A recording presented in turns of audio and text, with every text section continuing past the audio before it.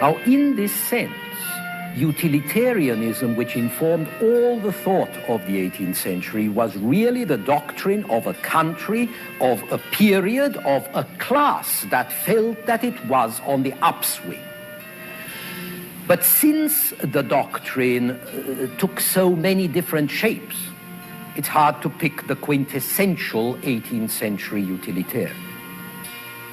If I had to choose, I would pick an Englishman, even though you probably don't think of him as such, a man named Benjamin Franklin. Franklin was born in Boston in 1706, the 10th son of a soap and candle maker who had 17 children in all.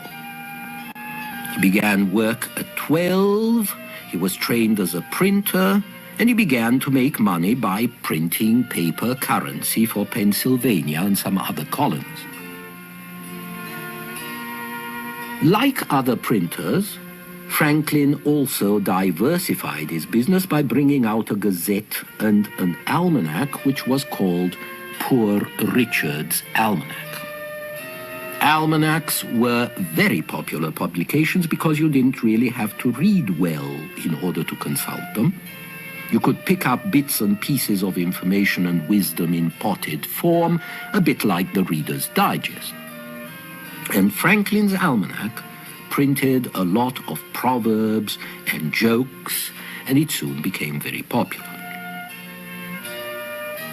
Franklin then became a public figure. He promoted a fire department, he started a lending library, he promoted a school that was going to become the University of Pennsylvania, and he also became interested in science. Everybody was interested in science in those days, but Franklin was interested in useful science.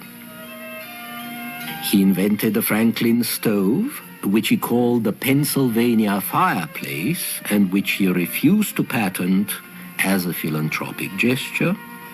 And his stoves, which burnt the wood that was so plentiful in those days, went on warming farmhouses and frontier cabins for over 2 centuries. He invented bifocal spectacles. He invented the lightning rod.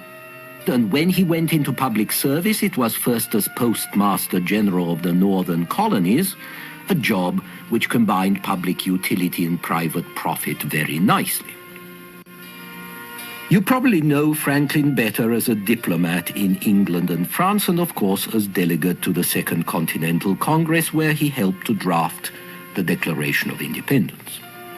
But even when he was engaged in important national and international affairs, he kept working on basic things, like draining swamps, improving watering troughs for horses, curing smoky chimneys, getting streets cleaner.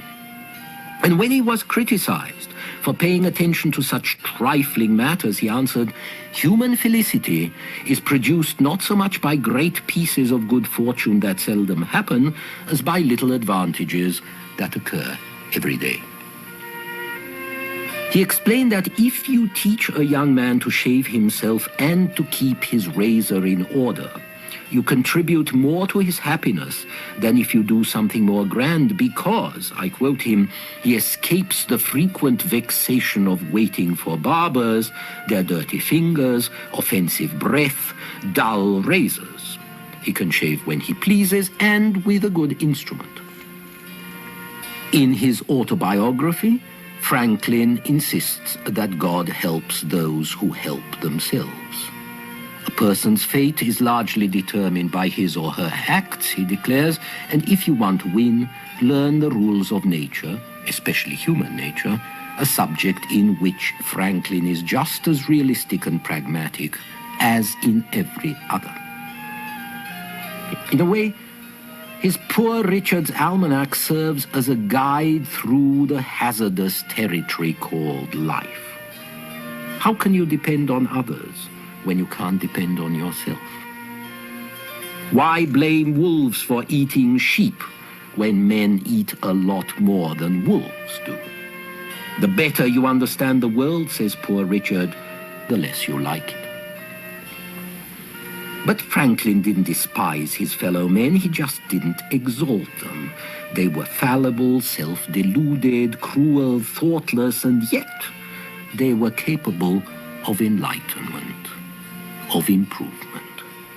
So even though the world was a rough place where the strong ate the weak and privilege was in the saddle, the world could be made more bearable by small, gradual, remedial acts, by self-discipline, by self-confidence. As for God, said Franklin, he was best served by doing good to men. And so Franklin suggested that if you survived a shipwreck, you were better advised to build a lighthouse than a church. Above all, Benjamin Franklin was skeptical and pragmatic, never pompous, never solemn, never systematic about his philosophy. He championed a lot of useful projects: freedom of the press, freedom of speech, popular education, equality of opportunity, and fairer treatment for Indians and blacks. And there was something paradoxical about this practical man who sometimes sounded like Hobbes, working so hard to improve this lousy human nature of ours. But he did it because he thought that we might still be coaxed and persuaded into courses of action that might make us, that might make our society a little less stupid, a little less vicious, a little more, how shall I put it, a little more human. So here was the gist of 18th century thought in action. Reasonable, utilitarian, pragmatic, reformist, not revolutionist, persuaded that God helps those who help themselves.